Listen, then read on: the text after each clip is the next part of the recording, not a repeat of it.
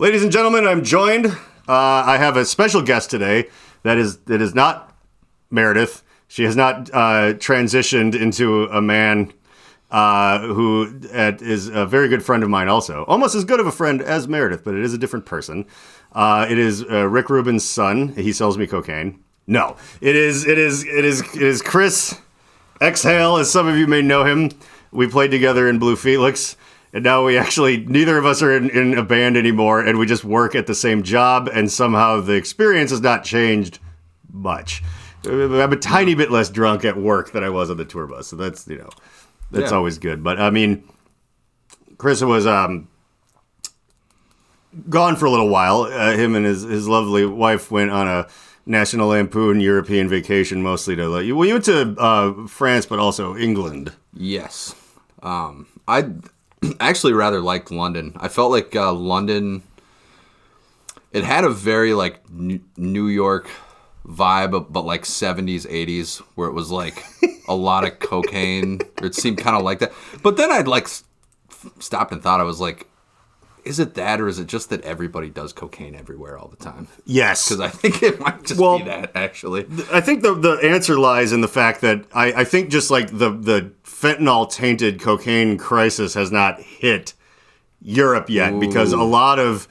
If you have coke that's cut with fentanyl, that's probably some like weird low-tier cartel shit, and we're a lot closer to Mexico than England is. Ooh, we sure are. Yeah, but I do believe that it will hit them eventually, because that's literally why like I am much less... I mean, it's the main reason I quit music. It's like there was fun parts about being on tour, but now the cocaine is full of poison, and I'm married, so like why go anywhere? It's like I can play music at home. Yeah, I will say, like, playing music at your house is way less gross, and somehow it's still pretty gross.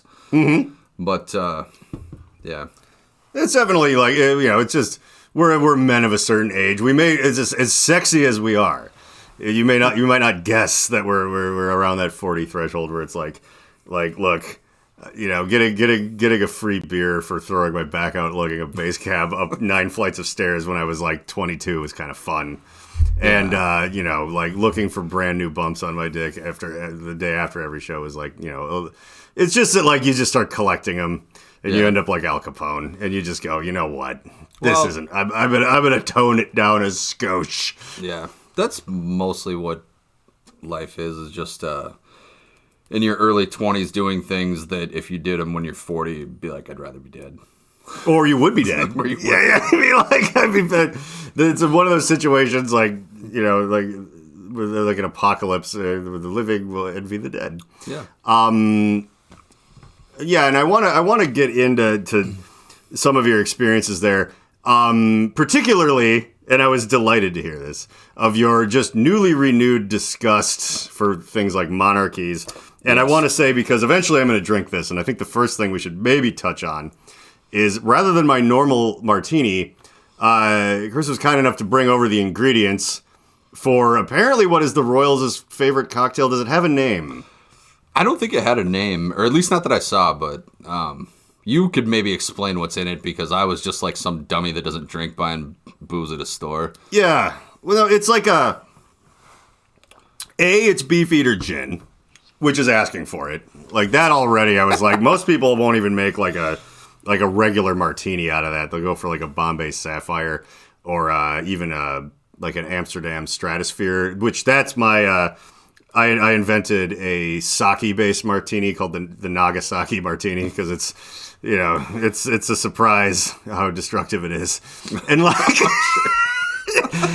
but it's delicious. It's just basically just like a very light gin. Like the ingredient, it has to be kind of like this one where it's like Beefeater. It has to be the Amsterdam Stratosphere because it's just not as hairy as like a London Dry. It's like a smoother gin, and then you mix that with some like actual martini in place of the vermouth. Or I'm sorry, actual sake in place of the vermouth, and then like a little bit of orange bitters, and that is a fine cocktail that like tastes like it tastes a little bit like it's like nothing with like a hint of marshmallow. So putting away 3 of them, which is like the last thing you're ever gonna do, is pretty easy. Now, this guy, the Royals' favorite cocktail that I think we'll call it the Blue Wiener, though it's pink. like everything looks different on TV. But it's 2 parts beefeater gin versus 1 part sort of this like rose aperitif. It's 2 parts gin, right? To the 1 part. Did I make that right? I think you made that with too much. Oh, you're supposed to put more of the pink crap in there? No, that's not that's an awful idea. Because see, okay, look, just immediately like, oh well, I did 2 parts of the. No, I kind of like I listened to you explain it, and I kind of just went and I just mixed it together like however I would normally do it. I'm like, yeah, I think like. But then with like a little squeeze of lemon zest. It's actually pretty good. Although that is the funny thing. I do imagine if you made it correctly, it'd probably be pretty gross. Yeah. I can see people who are very, very inbred and out of touch with reality enjoying something that is flip-flop. But I think maybe I should place a call to England and be like, guys, I got an idea. I think you made your cocktail inside out and backwards. But yeah, I actually kind of like it. Like, it's just enough where the aperitif kind of like, which is, it's like a fortified wine. It's almost like a vermouth. So really, it just tickles the balls of the gin a little bit and just makes it smoother. And then the lemon kind of makes you forget about everything. And like, yeah, all right. So I didn't really experience it correctly, but we may have discovered something. Well, I'd say that's probably a pretty good start to the podcast if you make a drink wrong, but you did the more booze more and the less booze less when you're mixing boozes. Well, let's talk about that for a second, because my favorite, British, not a royal, one of the people who was actually in charge. Like, I'm a big acolyte of Winston Churchill. Like, I understand that he was an imperialist and probably racist as shit, but probably not for his time. Like, he was born in, the mid-1800s. I mean, he lived, by the 1960s when he died, he was, 99 years old or something. It's like, come on. He did fine. He was a pretty progressive guy for the time. And his thing, and I think I mentioned this at work before, where I'm like, I love watching documentaries about Winston Churchill because it really makes all the stuff I watch about Hitler seem less weird. I'm just like, I'm just interested in the time period, not, other stuff. But yeah, but also Churchill was the guy that invented the real martini, which was just like a glass of gin, and then you allowed a ray of sunshine to shine through a vermouth bottle and touch the gin glass. And that was as much vermouth as you added. And then that was that. Okay. So this is a little bit closer to what I think would have made Winston Churchill proud. Okay. Now, there'd probably still be way too much things like lemons and ice water and whatnot getting in the way of the gin for his taste. But nevertheless, it's a little bit closer. So you know what? I'm gonna. This can't be called the Blue Wiener then, because I fucked it up. So this will have to be the something about Winston Churchill watching Sex and the City. There's something. We're gonna spitball the name later. It seems like that drink would be like the perfect segue drink between a champagne socialism and a Marxist barbarian. Actually, yeah. I think that's how you... Like, it's not quite the Marxist barbarian drink, but it's like for when the champagne socialist wants to maybe do a little bit more cocaine, but they just didn't quite... They need to, loosen it up a little bit more. The champagne's not enough. Yeah, that's it. The champagne at this point is the gateway drug. And, you end up somewhere where you want to do good in the world, but at the cost of your own health. So that's where you end up just drinking warm vodka or whatever. The Marxist barbarian, by the way. Yeah, Marxist barbarian was who the hell said that? Like Jordan Peterson or someone like that? It was fucking Uncle Donnie. Oh, he really? There's no way he came up with that on his own. Oh, I'm not saying he came up with it. Okay. But he said it in a speech a couple weeks ago. It was amazing. The Marxist barbarian. Yeah, he said he was going to save America and Western civilization from the Marxist barbarians that are trying to destroy it. Well, let's hope he does. I mean, frankly, who will? See, my thing is I avoid all of this by just, from the get-go, refusing to be a good person. Yeah, I don't want to be saved from everything that's destroying the country. I would like to join them in their unholy crusade. And, whatever comes of that, I want part of that. It's like that, famous thing about Chris. Chris has never seen or watched really seriously sat down with Always Sunny in Philadelphia, though. It's like the perfect thing that I know he would love. And it's, a cornerstone of my being is 16 years of that show. I feel like I've missed out on like a cultural sensation. But you're lucky because now you get to binge 16 years of the funniest shit like ever. Like, and I have to wait for like new seasons to come out. I'm almost a little bit jealous. But there's a scene that this reminded me of where Charlie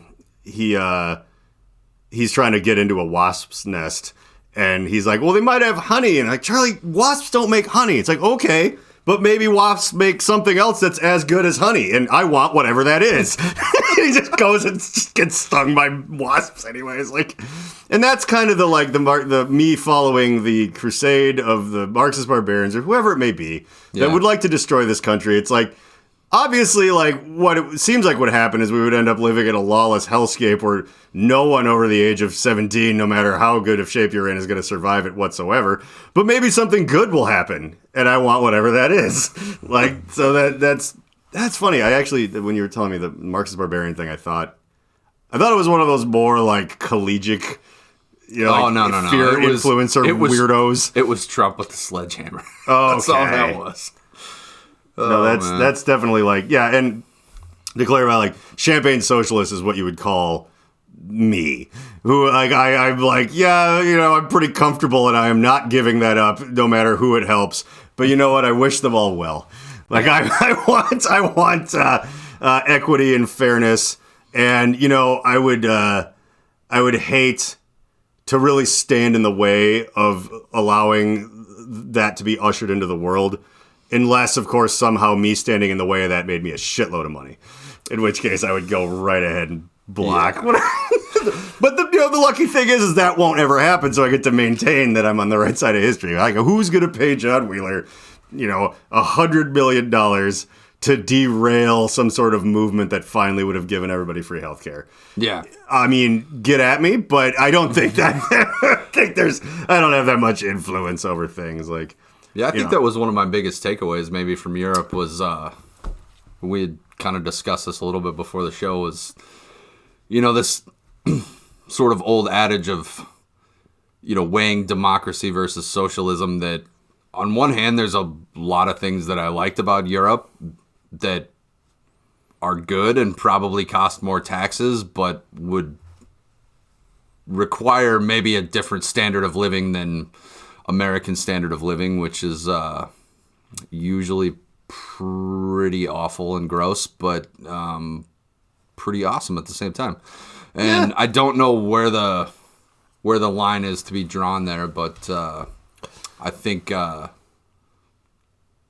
Marie Antoinette showed that a little bit. I think so. And also, Marie Antoinette's experience is one side of the equation, but also I saw a post on Reddit where someone was explaining, the slightly higher taxes in Northern Europe lead to all this social equity and healthcare and stuff. And people were kind of having this big circle jerk of like, that would be great, whatever. But then this 14-year-old kid came in with a very important piece of wisdom, which was, well, good luck becoming a billionaire over there. And, he's absolutely right. I think that is, Chris and I being well on our way to Scrooge McDuck levels of fame and fortune, those hopes and dreams would be dashed simply to live somewhere where we and everyone else like us and those less fortunate are all completely taken care of. And there are, like, pound for pound, far less people living in the street that are horribly addicted to drugs that would immediately kill either of us to try the tiniest amount of, like shoving us into the street in front of cars and things, like, but potato. That's really, it's like, you really going to give up your chance of becoming a billionaire just to get away from all that? Yeah. I think it's worth it. Yeah. Why not walk through a tent city full of people that are trying to stick you with rusty nails in order to get to a job that barely pays you enough to survive, but then your lottery ticket, bye-bye. You're going to wake up every day and know that the dream of not having to do that, becoming a billionaire, has all gone away. And for what? Just living in a clean place where everyone has everything they need. However, you had some pretty good stories about how fucking, like, inconsiderate people in France are. Not necessarily rude, but, No, it's somewhat inconsiderate. I would say that You know, another thing we were kind of talking about is the sort of what makes America great and awful at the same time is the idea that people here generally are nicer because there is the constant threat of physical violence. And I don't know if that's necessarily a good or a bad thing, but I saw a lot of behavior over there that, and let me preface by saying everybody everywhere, like, mostly is pretty okay. You know what I mean? Like, people in London, people in Paris, people in New York, LA, you know, most people you come across with in your daily life are fine. But there were some things that I saw in Paris and even London where I thought to myself, if it was New York, I don't know that it would devolve immediately into physical violence, but this would be a thing. Like this, like everybody within like a 30-foot radius is about to know about this confrontation that's about to happen because of something inconsiderate that somebody did. And on one hand, that probably wouldn't happen here as quickly, but the reason would be because of that threat of physical violence, which Yeah, do you ever wonder if, like... I don't know. If, like, kind of those, like, not necessarily even that specific platform, but the World Star-esque sort of thing on the internet of, like, meltdown and, like, where you do see anytime... You know, there's like a guy drunk in like a Taco Bell late at night or something, and he takes a run at like an employee who maybe is a kid but is like 3 times his size, and he picks him up and drops him on his face, and like he just goes totally limp, and you're like, that's not just there randomly. That algorithm is pushed so that people see that and go, hey, maybe think before you mouth off to the guy that's like making $4 an hour who's twice your size. Like, you might end up with a concussion and your speech might be different. Yes. You know, after that. Whereas, like, I think in France, like, you know, you're not going to get shot in the face for forgetting someone's McNuggets, so you're going to hear about it. And that was a little bit more prevalent in France, because I will say I did still get the vibe in London that people have no problem getting drunk and throwing a punch over there. Yeah, that is London. It's a favorite pastime still, I think. Oh, and it's definitely like, you know, you won't get shot, but the thing is you know, getting shot is like kind of luxurious. It's another thing that about America that people seem to like underplay, where it's like, we know people who have gotten, you know, tagged in the stomach a few times. They're fine and they have cool scars. Yeah, but like, if you're in a country with no access to firearms, like, you know, you might get acid thrown in your face. Yeah. And, you know, then your face is all fucked up and ugly. And then you're, you know, what do you have after that? Your personality? Obviously, you did something to deserve getting acid thrown in your face, so it's not that great. And now you look on the outside how you do on the inside. Horribly disfigured. Also, lots of stabbings. Yeah. And just good old-fashioned, bare-knuckle, nothing-to-live-for alcoholic beatdowns. Yes. After, you know, and that's not even after some sort of actual slight. That's just you cheered for the wrong soccer team. Yeah. And now you have someone who, like, has cauliflower knuckles and can't even open their hand, just beating your face in. Well, that's all they do. To your point earlier about Winston Churchill maybe being a little bit racist, he'd be happy to know that still seems to be alive and well in the streets of London. Oh, yeah, your other story was very, like, and I want you to tell it, but my God, you know what I mean? Like, the more you travel abroad, the more you realize that the America's number one is such a piece of propaganda. Apparently, like, we don't even have the market cornered on racism. That was one of the last things we were good at. No. Manufacturing gone, you know, technological advances gone. But at least we knew that we were a racist, degenerate country, and apparently that is even Europe is taking that title from us now. Yes, but I think we agreed we are still number one in narcissism. Oh, big time. By far, so that's a good start. Yeah, usually, like, you know, people like, you know, Kim Jong-un don't get elected. But we would do that here if he had a TV show and told us that, like, everything that we thought that was terrible, everything that we ever said at Thanksgiving that was, you know, the last time we ever saw our grandkids, that we were right to say it. Like, and we would gladly vote for the guy that was just like, oh, you know, I think gas chambers for the undesirables is fine. Like, over there, I think if you're giving North Koreans a real choice, it might be like, I think we might be tired of this family. And over here would be like, nah, but the young guy's kind of cool. Let's see what he has to say. That's narcissism for you. Yes. Well, there is still quite a bit of that alive and well, I think, in the royal families, too. Oh. Little bit. Do go on. Well, I was thinking about, too, is,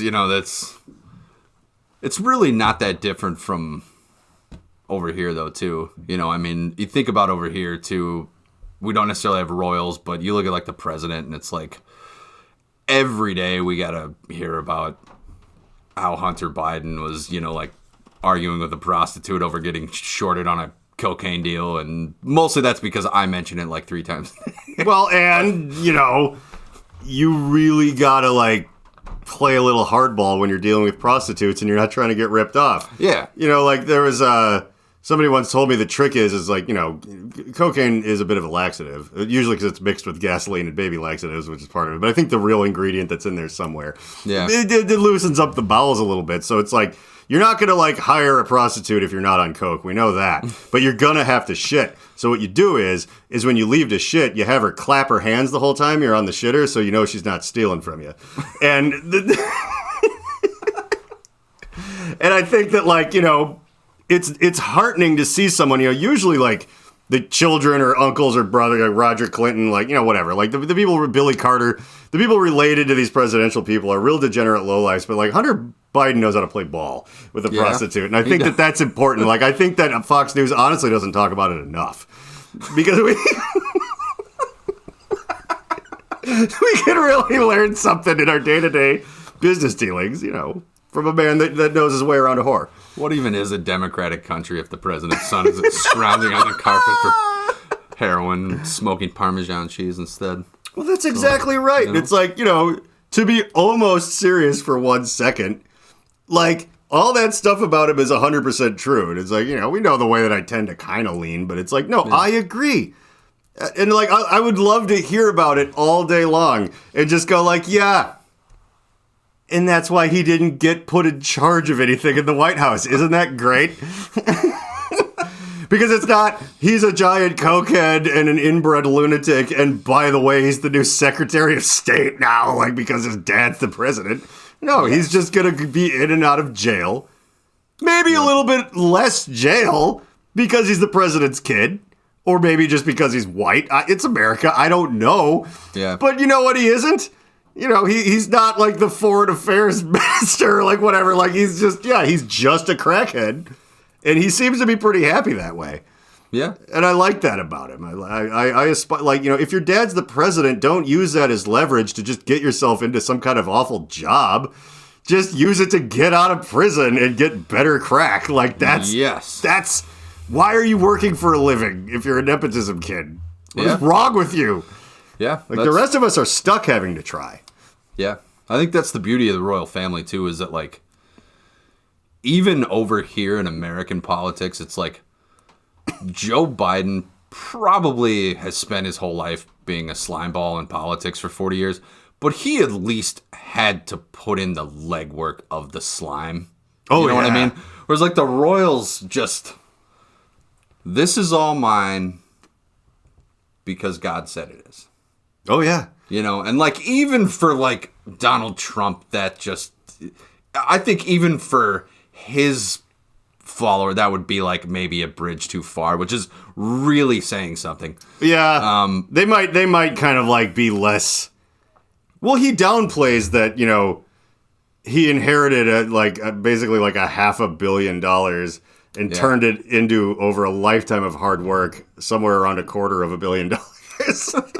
And, like, he kind of doesn't mention that part a lot because nobody likes hearing that. That's literally why the royal family, like, because all they are is, like, imagine that, like, Jeff Bezos's kids in, like, 1,000 years are, like, just the de facto rulers of the entire country because that just, they let those bets ride. Yeah. That's all royalty is, but it just goes back to the days of people, like, the early days of agriculture, because there's no kingdoms in hunter-gatherer societies. Like, that's not a thing. No. There's tribes and there's things. But, like, as soon as you start, like, going, okay, I'm growing stuff on this land, so this is, like, mine, people start going like, well, maybe that land over there is mine too. And you're like, I don't agree with that. It's like, yeah, well, I have some more people with me, and we have decided we had the spare time to invent bigger, sharper sticks than you have, so this is ours. And it goes forever. But see, the thing is, yeah, you're still very likely to get guillotined or eaten in that process because it seems very unfair because it is. So you commodify, you take DMT out of a burning bush or whatever sort of things people were tripping on and discovering God back in the day. And you go, no more of those drugs. Drugs are bad, okay? But this guy is just going to tell you what he sees from above in the other world. And you will listen to him. You will not be taught to read. He'll read the book for you. He'll explain all of the magical stuff we used to see for ourselves. And you know what? One of the things you heard from God is these people that kind of like took over all the land and just forced you to work on what should have been yours. Well, he chose them for that, and you need to just accept that things will go real bad for you after you're dead.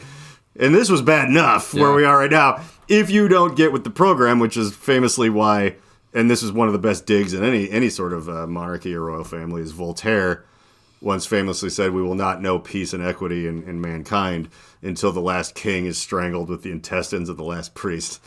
And I wholeheartedly agree with that statement. Yes. You saw firsthand, though, where the unchecked riches and sort of consolidation of all of people's wealth since the monkey in 2001: A Space Odyssey threw the fucking bone up in the air till right now. Well, I think, going to the Palace of Versailles and actually seeing the magnitude of how large that palace was, and then thinking about all the people in Paris at the time that are literally like dying of treatable diseases and famine, whatever else, and it's like, it really, when you, like, I knew the history in the book of why she got the guillotine, but you really feel it when you're there, and it just, I mean, if you put, you could drop the White House in the middle of Versailles, in the middle of that palace, and if you had a time machine where you could take it back to the 1700s and drop the White House there, I seriously think, like, most people would look at that and be like, oh, well, they build some decent slave quarters for the servants. Yeah. Yeah, the seat of power in our country, you could drop it in the middle of that sprawling estate, and you might not be able to find it. Yes. I had an interesting thought, too, about King Henry VIII, too. He was the one that murdered all his wives. He sure did. But it was interesting that he kind of did something that was, he wanted an annulment, I think, from the Pope, from one of his wives. And the Pope, like, drug out the trial for years, whatever else. And so he essentially parted ways with the church and just said, I'm starting the Church of England. And I don't know if he necessarily said he was exactly God, but he was out of money. So what he did was he then went around all the churches in England and took all their money. And that's where I started to have a really big, like, struggle, because I'm like, on one hand, like, God damn it, the guy's a piece of shit, and then at the same time, like, really, I don't know if anybody, at least in modern history, has had that much success stealing that much money from the church, because that's usually what they're good at. Yeah, usually they're working for you, and that's the thing, when you declare yourself, which is a real, like, Bender from Futurama as an Egyptian pharaoh type of move to make, where you're like, yeah, you know what, actually, like, why am I going through this process when I could just murder, like, it's like I've murdered my way through all of these, disobedient wives, and I understand that. Yeah. Like, but like, the church might not 100% play ball, they're like, well, women should be subservient to men, but you can't just, kill them because you're a murderous fat pig that was just born into being the ruler of a country. In fairness, one of his wives, he did, we'll just say part ways, because she was a bit smelly. How would he have known? Didn't he only bathe twice in his entire life? Oh, that was a different king. That was that wasn't the that was the 14th. Yeah, that was King Louis. But they not the movie with John Goodman, which was fucking great. No, King Ralph. That's what I'm thinking of. I was gonna say, I find it hard to believe that John Goodman's bathed twice in his life. He seems like 4 times kind of guy. Yeah, it could be. Well, in fairness, they did say that both of those baths were at the behest of the royal physician. So he's like, so you have to rinse the fucking detritus from your nether regions, or you're going to perish. Yeah. Well, that's a reasonable segue too to the poop curtains, because I want to know more about that. Yeah. See, what happened was Chris wrote a list of various interesting things that he discovered about England. And the poop curtains were one of them. Like, I have no idea what that is. One of the other ones we'll get to later is that Prince Charles claimed that he had a car that ran on wine, which I really want to pick at. But let's talk about the poop curtains first, because I know everyone's on the edge of their seat with that. Well, this also may go into the disease parts, but apparently well, maybe in Versailles, you've got these, enormous floor-to-ceiling windows. Yeah. And the giant, I don't know if they're velvet curtains, whatever, that open up. But I guess that because the palace was so huge that obviously the servants, whoever else, like, they had, holes in the ground out back where they maybe would go relieve themselves. But because the palace was so huge, it, I guess, was a huge issue in the 1700s where if a servant maybe was in an Amazon type scenario where I have to get from one side of the palace to the other, and I don't have time to take a poop. Right. I could just go hide behind a curtain somewhere in the palace,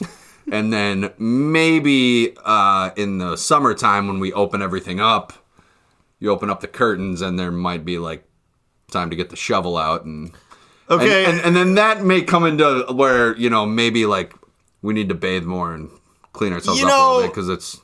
Yeah, I love how fucking romanticized the royal family is, when really, like, in modern times it's so clear to everyone that they're just people who, like, cornered the market and unfairly, like, took people's land and then, like, rented it back to them to make them work on it, and it just got bigger and bigger and bigger until they basically owned an entire country. Yep. And we're like, there's nothing magical about that. But then people are like, well, you got to think back though to the hundreds of years ago with the white horses and everything, and really it was just a nice velvet curtain with an 80-foot tall mountain of poop behind it. And, I enjoy that. Yes. The reason I watch Hoarders is to get to those occasional episodes where you're like, oh, they tore their toilet out and have just been shitting where it was, and now it's all the way up to the ceiling, and you don't know how they did that. But I don't look at that with sort of a reverence, like, I look at it with, I'm impressed and I'm curious, but I don't know that I go, I really wish we could be more like these people that I hold up on a pedestal who live on a mountain of cat skeletons and their own feces. And the royal family just turns out the further back you go in time, it's just a syphilis lump on a mound of turds. Like, and it's all, and then human suffering and inbreeding.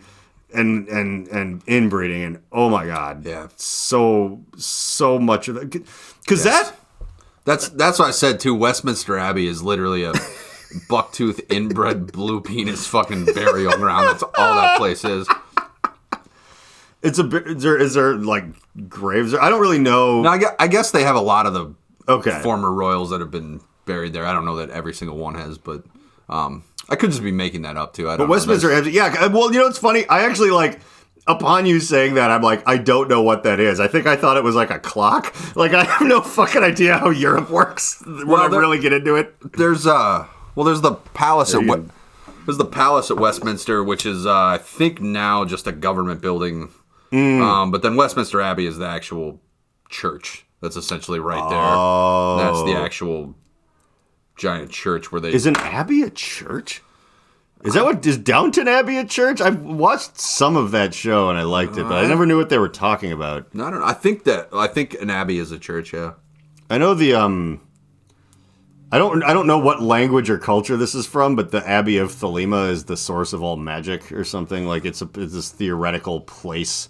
Yeah. But that might be Greek. Like, I don't know the Abbey of Thelema. It sounds cool. Like, and whoever, it was just probably something I overheard at a Marilyn Manson concert in 1994. I have no idea. Like, I really have no expertise on any of this stuff. And it's like, yeah, the Abbey of Thelema is the source of all magic. I'm like, cool, way older guy in a dirty top hat at this thing. Like, I would love to subscribe to your newsletter. Yeah. Well, I'm definitely in favor of clearing out Buckingham Palace and turning it into a homeless shelter. I think that would be all about a it. lot of fun. You know, I mean, it would solve a lot of problems. You know, I mean, it would turn it into a real dump. But I mean, like, that's what I want. Yeah. Like, I don't want. It'd be fun if that happened and then King Charles like ends up like out front like as a panhandler and he's got like, the big beard and he's like, I would spare a few quid for an old king, you know, and he's fucking just. It must be such a fucking bitch for him to be, because like, who would have thought that, you know, being the successor to like someone who lived like famously longer than the human average by like a order of magnitude, you're like, you don't get to be king in like the 1800s. That's, you know, you weren't born then or whatever. But you don't get to be the king even in like the 1950s. You don't get to be the king in the 1980s. You get to be the king after the Me Too movement. How fucking shitty is that? Like, I mean, how many wives would King Henry been able to murder? After post Me Too. Yeah, probably much fewer.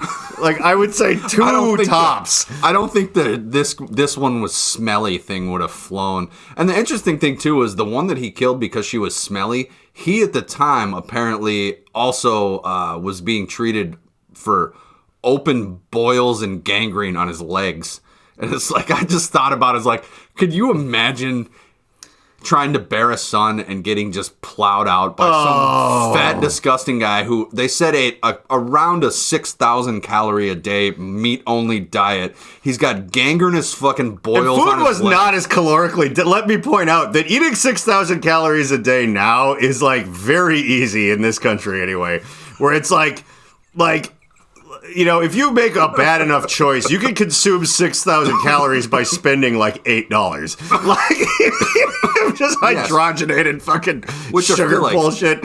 Like, back then, you had to eat like 3 entire cows, like their bones and everything, like to do that. All I'm saying is, imagine eating that, taking 2 baths your whole life. You're literally just. By the way, I like how we've gone from going, that was a different guy to fuck it. That's just. Let's just assume that maybe he also only took 2 baths. Actually, maybe just none. Just to be clear, we're making this all up as we go, and I'm sure that John probably has like a comment section down here somewhere. Oh yeah, that, no, like, YouTube. You can leave your long-winded suckfest that I won't give a shit about. Correct me on it. That's totally fine. That's been my new favorite thing, is like not reacting to anything at all. Like, I used to have fun when I was like a little bit big on TikTok for a while, which is confusing and terrifying, but it was kind of a deal. It was a pandemic project. But like, I did actually enjoy kind of like getting into the weeds with people a little bit, because I knew enough, kind of like our boss actually, just about enough about human psychology to not win, but to just make even someone who's only trying to get a rise out of me sad.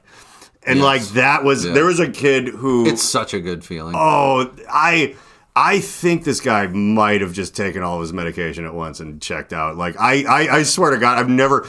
There was a kid who was like talking some shit to me on a TikTok comment. Just an aside real quick. Yep. And I explained it, like, rather than even trying to be funny or anything, I just laid out for him exactly like how much and how the money I make from like each interaction and like trolley ones where everybody, I was like, oh, I actually pinned your comment to the top, so it's the first thing everybody sees, because your brilliant thing that you thought of is so perfectly what I need to make more money off of this video, that I want everybody to like fight you and like blah blah blah. And he was like, no, I don't care that you make money from this. I'm still gonna like. I'm like, no, yeah. I'm not flexing about them. It's like $10, but see, that's $10 that I knew I would make from someone like you, and that's why I made the video. Like, I summoned you. I made you, basically. And, you know, I brought you into being just so that you would say this stuff, because I knew everyone would react to you like this. I don't care whether or not you agree with me. I don't care whether or not you're right and I'm wrong. That makes no difference to me whatsoever. You're a number on the ledger, and that number was about $9.80, and that is what you are worth. He quit arguing with me and deleted all of his comments and everything. And I'm like, I don't want to dunk on people. I just want them to walk away depressed. Like that's all I care about. And not because of anything they did. Like I want to be the void that someone finally stares into when it really stares back. Like, just like, I think I'm gonna either go become like a religious person or just drink Drano, and whichever he did is fine. But I would like to say that now I love for people to leave comments, and please tell me about how royal families and stuff work, and I'm not going... Sometimes Meredith reads them, and then she kind of tells me about them in a text later, and it's funny, and then I don't go look. Okay. Like I was gonna say, I mean, that's definitely cool. I'm for sure not going to look, but, Unless you're like someone I've already... By the way, there's some friendly people that I interact with, on here and stuff, and it's like, you guys, like, I'll always try to, like, if I'm ever a little bit slow to react, it is also because I'm lazy and not paying attention, but it's like, I do try. But if you have something shitty to say, you're talking to yourself like that. That's just, but you know who you are if we've had a friendly chat. That's all fine. Please do. I like to interact with people whenever I can. I think that's something I learned, after a bit of COVID was company is kind of nice. Yeah. During those weird lonely times. So back to gross fat guy sex. Yeah. AKA our lives as gross fat guys that have been known to occasionally have sex. And now you have to think about that. My point, though, I was just thinking, imagine, though, King Henry, the guy's eating like 6,000 calories a day. He's literally just fucking enormous. Yeah. He's got boils and gangrene on his legs. And imagine you got to lay on a bed, get plowed by that, and then have him be, you know what? I'm going to have to kill you because you're gross. Yeah, that's a real onion in the ointment, he was just basically smelling a pustule on his own upper lip, and he decides to murder you because you got a stank pussy, according to him. He's like, is that the necrosis in my gut under my man boobs, or do you have a smelly pussy? Yeah. And he decided to just play it safe. Yep. Literally after he rolls off where he just shits in a bedpan and makes somebody else clean that up. And here's the thing about guys like that in that era that were that fat. But also, by the way, an aside about how fat he was, how like you'll see someone who's like a fat guy in like a 1940s movie, and like by American standards now, it's like the fat man in like a sideshow. Like he's not even that fat. Yeah. Like I know. He had the distinction of being in like history books, and Americans right now being like, holy shit, that guy's fat. And again, as I said, eating 6,000 calories is like 10 whole pigs. Yeah. Like, and it's hard to do that. The gluttony on a level that you just unparalleled outside of that one part of the movie Seven is it's just kind of impressive. And yeah. Well, another little known fact about the monarchy I found out, which actually kind of ties into that, is that apparently going back for several generations, when you're eating, whether it's at a private family dinner or a large banquet, and there may be some different minutiae to this, but generally, whether it's a one course or like course 3, course 5, the second the actual monarch is done eating, everybody has to stop eating. Like, the waiter will come and take your fucking plate. Just right off your... Like, yeah, you literally could have the spoon halfway to your mouth, and a dude will come take that fucking plate. You will not eat another bite. It will slap that fucking spoon right out of your goddamn hand. That's amazing. But that's what I'm saying, like, how great, though, if you got a guy that just eats, like, fucking 9 cows a day. Oh, you're like, good. Oh, yeah, we're good. You're like, I can take my time on the appetizer because, like, this dude, he ordered, like, whatever's on my plate, there's like 50 times as much of it. He's just like, it's going to take him a second to get through that. Oh, right, though. The one thing I did want is, that has some real Mad Tea Party vibes, the clean cup move down thing. I wonder if that Lewis Carroll was thinking of that whole, where it's like, oh, we're done, whatever. But I was thinking about, still thinking about like or Henry VIII. We're on, yep. Him fucking and stuff. Well, for one, I'm probably far older than he ever got. I mean, history is like people did not last. He made it. I don't know. People, I mean, being 42, I think was a little old in those times, depending. I mean, you'd have people who are like live to the full human extent. Like you'd have aberrations, but like anyway, like we got a new elliptical machine we got to put together, as you saw when you came down here. And, but I mean, like, I try to, like, get in some exercise every morning. Like, yeah, I drink a little bit, but I try not to eat too much sugar. I intermittent fast, all this stuff. And my heart almost blows out of my chest like the alien thing, the chest burster from Aliens, when I'm trying to, like, plow my 29-year-old wife, like, every single time. Like, I'm a pretty healthy guy. And, like, can you imagine someone that weighs, like, 10 times what I do and is covered in open cysts? Just like, how did he not just die on top of, like, who the fuck ever? Like, because I'm getting to that age where there's movies, you know, where it's like, oh, we have to cover up that the president died on top of a prostitute. And it's like, oh, how do you die from that? Now I'm like, oh, I see. Yeah. Like, I could see this being the last thing I ever do, like, a couple of times where I'm like, fuck, like, just let me stand next to the bed. I at least have a little bit more leverage. I can fucking, like, yeah, that dude, though, I mean, again, the amount, maybe I'm not fat enough. That actually might be the problem. Because when I was younger and fatter, I did get less out of breath when I was banging women half my age. So like maybe that's some real good pseudoscience I should start living by. I'm assuming there wasn't like open sores on your legs though. No, that's true. Rampant poop curtains and yeah, like as unhygienic as like the Blue Felix bus was, it was still probably like an operating room compared to where people 200 years ago in Buckingham Palace just rolling around in feces and fucking blood and yes. God, what a stinky time to be alive too.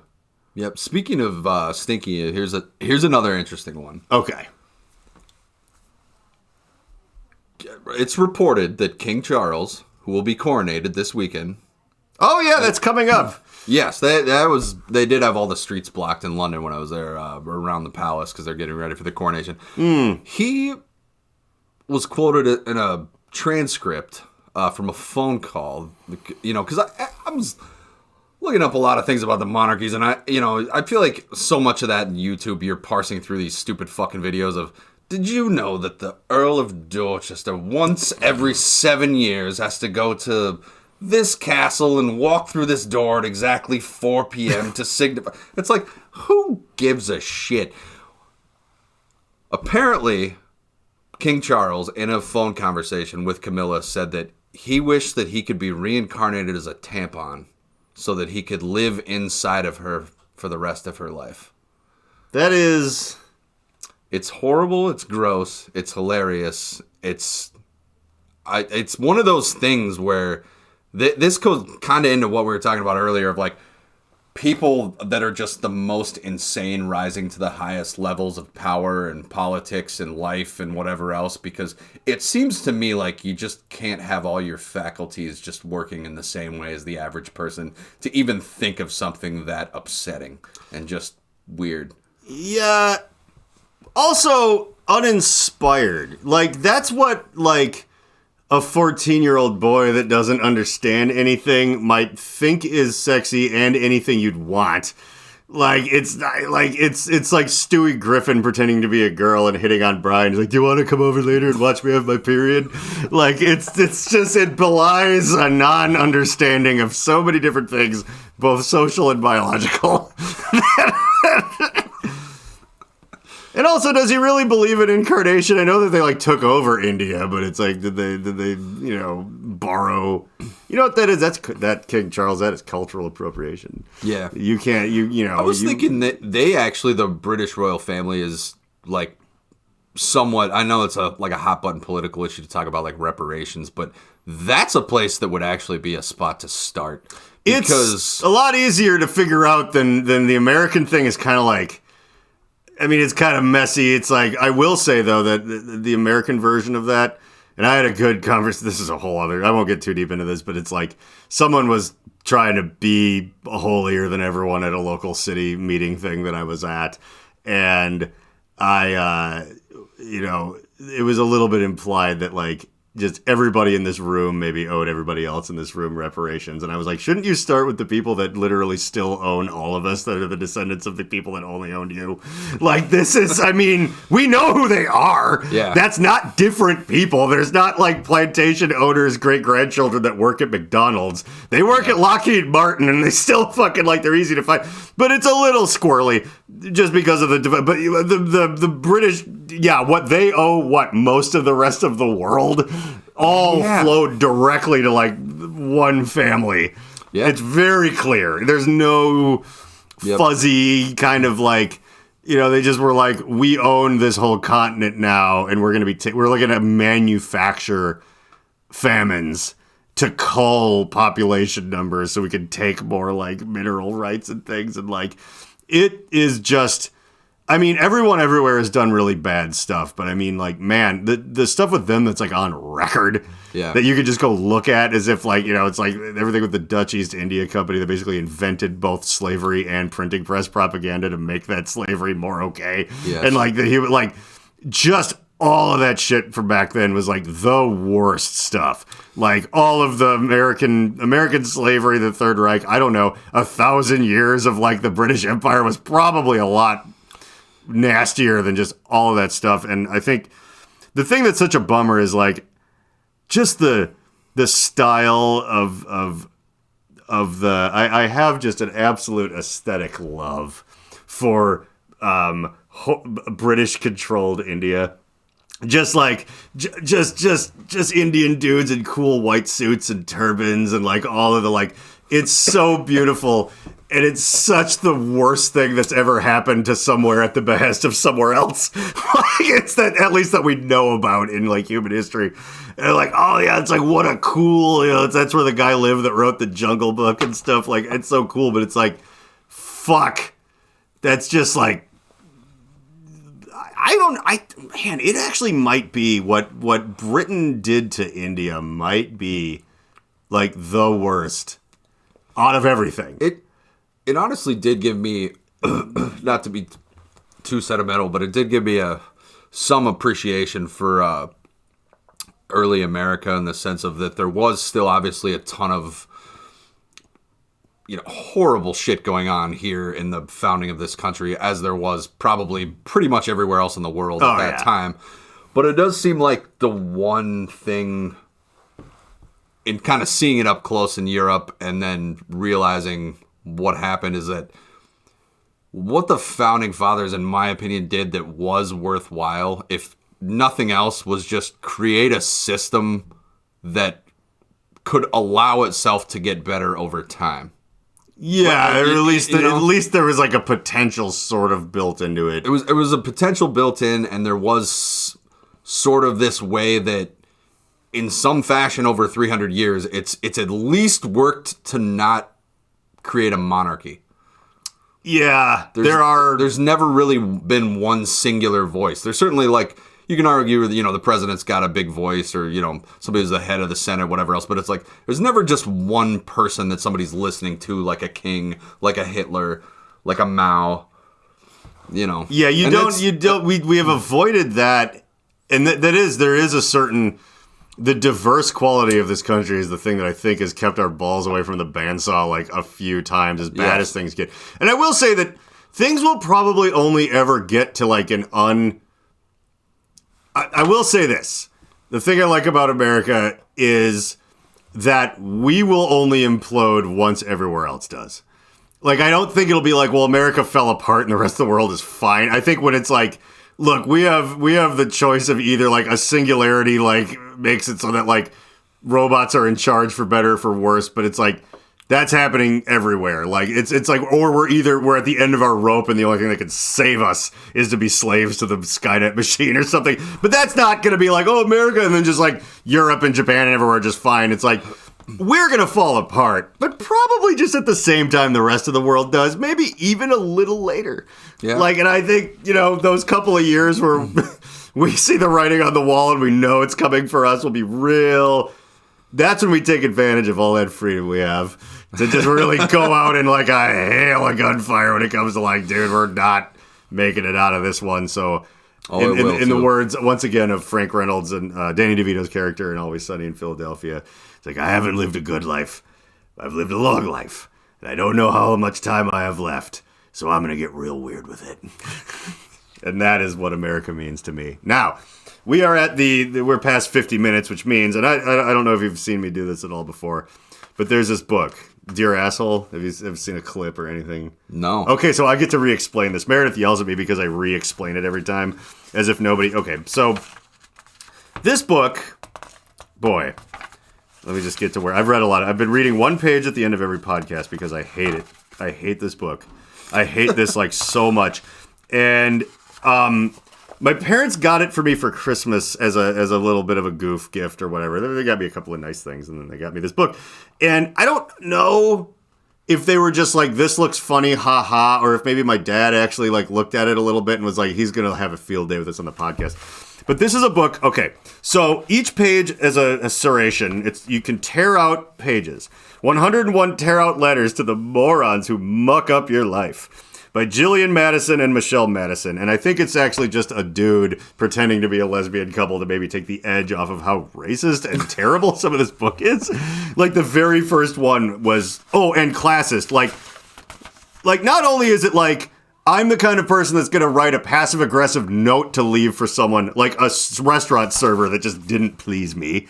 I had someone else write it for me, and I'm going to tear it out. They're talking about, like, don't flirt with the bartender just because he has dreadlocks, like, da-da-da-da-da. And it's like, and there's worse in here. And the last one, I think, no, that was Dear Asshole at the Holiday. What Dear Asshole Hotel Maid. It's also, like, not funny at all.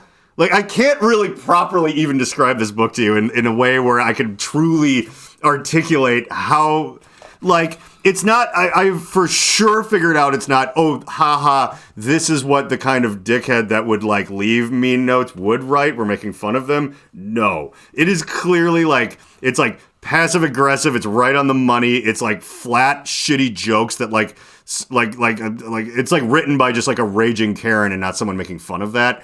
And the thing on the back...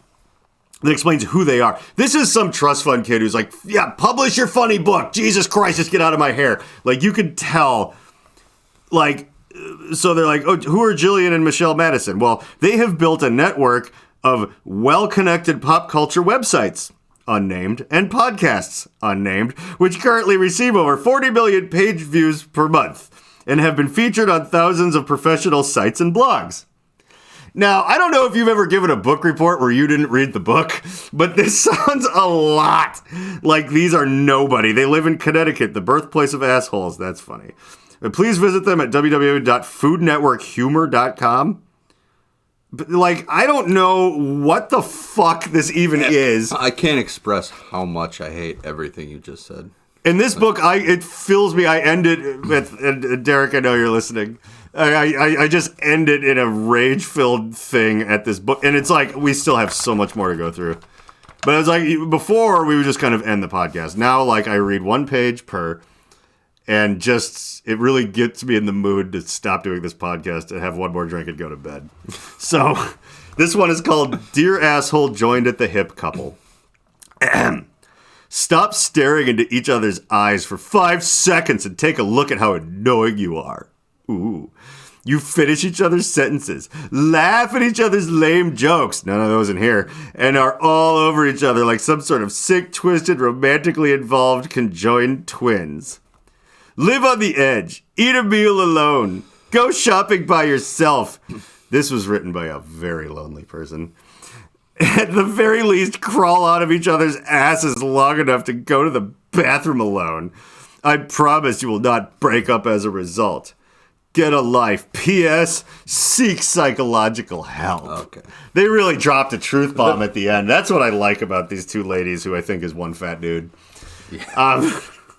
I hated all of that before you even read it, but I don't know what it is to or why it's annoying, but anytime there's something like that and there's a P.S., it's like, I get this feeling it's like, you know that I hate you and you want to figure out a way to just make me hate you a little tiny bit more at the end. Yeah, and the other thing about this is that, like, I guarantee, because there was, like, one that was, like, a little funny. I guarantee they came up with 3. And then they're like, you know what they always do though? There's like 101 dog jokes, 101 pictures of handicapped people going to the bathroom. Whatever it is, it's like, it's 101. So like, okay, hey, let's just pretend they're who they say they are. Okay, girls, Dad's not going to do this book fucking thing for you unless you come up with 101 fart jokes to tell at dinner. Like, whatever. That's a tried and true method of selling shitty fucking books at, like, the airport or wherever my parents found this. And, like, but... God, just the next one, and I never read ahead. I like to be surprised every time, but I will read the title. Next week, it's Dear Asshole Who Bagged My Groceries. Like, okay, there has been a lot of clues. By the way, there's some money in Connecticut. Like, that these are just elitist, weird... Like, basically what's going to happen is I'm going to get to the end of this fucking book, however many podcasts it's going to take, and then I'm going to start a new life's mission. Like, I might even have to take a leave of absence from work. This is important to me, and I'm going to find who these people are, and I will use money I have saved up. I am going to get them on, I don't know if it's on a Zoom or something, but like on this podcast, and I am going to get to the goddamn bottom of this. And I'm a little afraid that they don't, like, I've been slowly piecing together. It's like, I think they maybe, like, don't exist. Those, like, aren't two, like, real people. So, like, there's, like, all there is just more questions. Like, you open a box, there's just an empty box. And at the very end, there's, like, a mirror, you're like, it was me. Like, that's where this goes. Like, it's like a Building 7 level of, like, what? This only brings up more questions than it answers. I was going to say, not even to be annoying, but I wonder, with... Like, the way shit is now is, like, how old is that book? Like, could it have just been shitty AI? Well, oh my God. Out of all of the things we've said about that book, that hasn't been floated yet. Because I think it's only pretty say recent. that based on what you were saying a second ago, that it's like, you maybe it's like 101 and maybe 2 or 3 of them seem like it was like a real thing, and then all the rest are... Just filler. Yeah. Just like... Yeah.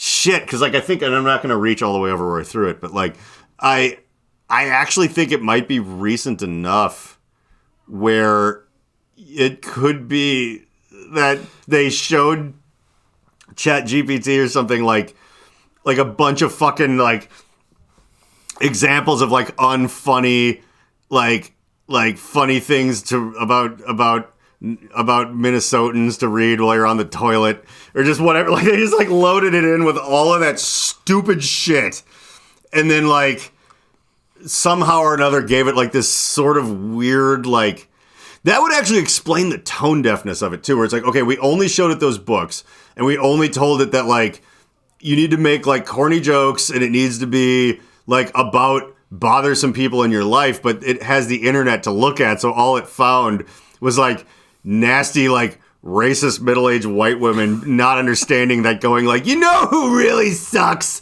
The kid making $2 an hour to bag my groceries.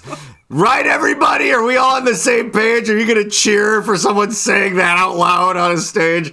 No, but it's like, it probably went through Twitter, and it probably, again, went through, like, just every single, like, who is that writer? I keep wanting to say Dave Thomas. That's the Wendy's guy. But it's like this guy that just wrote so many, like down home, funny to read in the bathroom, like, books. Like, I don't know. Like, but I feel like that there was like a whole cottage industry of sort of like unfunny shitter reading.